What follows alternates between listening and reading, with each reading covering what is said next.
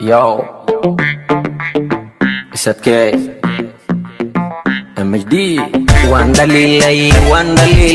dumar ninkii dhibo waan dhaliilay, dulucda hadalkana waan ka horgeen, intuu falino seefta qaadan asanogeenno soo xasuusan inay u go'do keli ku noqotay. War hoy ka joog lama xumay ka baxee doqon damir laawe ani maqal wana wati ku anfici maqal qoftaani ku soo raacday sababteeda fahan jecel ay ku qato inay tahay adi hooyo iyo abo adi kaaga soo goday macsalaama tiri gurigoodu dhaaftay farxad iyo nololna kama aysan weynin farxad walba taalana adi ka dooratay ina reer kula dhiso kugu fantay ku soo raacday oday bahal iska fahan hadalkayga adu kugu socda gabdhaha sidaasoo kale ha xumayni ha cadaabin ha ciqaabin oo ha ciqaabin dambi ha ka gaalin adi kale ada u shalayn doone. Waan dhaliilay,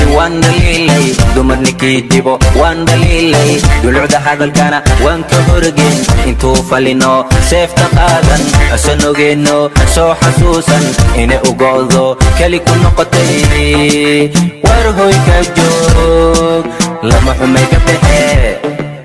ayadoo dhalaali dhexdeedu taka tahay ficeedana u sidata kana baawar wacan waxba ka maqneen kuna aqoon aadi ada u gacan hatiyo kala yarta dhahay qalbigeeda yarayna jecel buux dhaafshay kuna sirsiray guur iyo kalmadooyin ballanqaad run ahana niyadda ugu dhisay ma hilmaanta neega mise weli waad ku faanta su'aasheeda jawaabteeda hadday yees tahay ilinteeda maxa bannaanka keenay kuma rabo kuma doonayo ay ku dhahday isku cishay kuna nacday ayadoo ku wacan su'aasheeda jawaabteeda ma dhaawaca tusta ilaan qof micna daro laguma manace ishegdee kama yeelin ani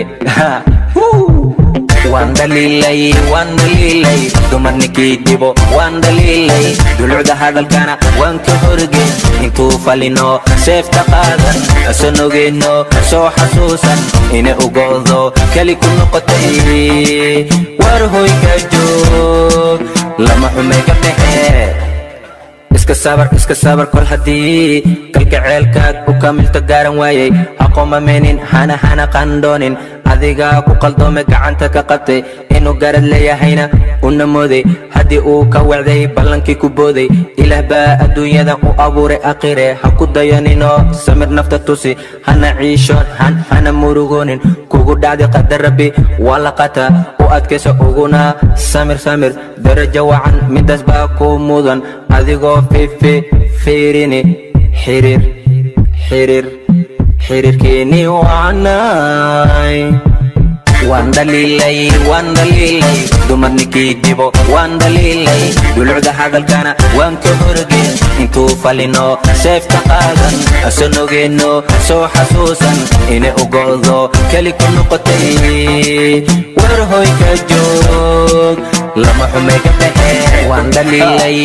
dhaliilay, dumar ninkii dhibo waan dhaliilay, dulucda hadalkana waan ka horgeen, intuu falino seefta qaadan asanogeenno soo xasuusan inay u go'do keli ku noqotay. War hoy ka joog lama xumay ka baxee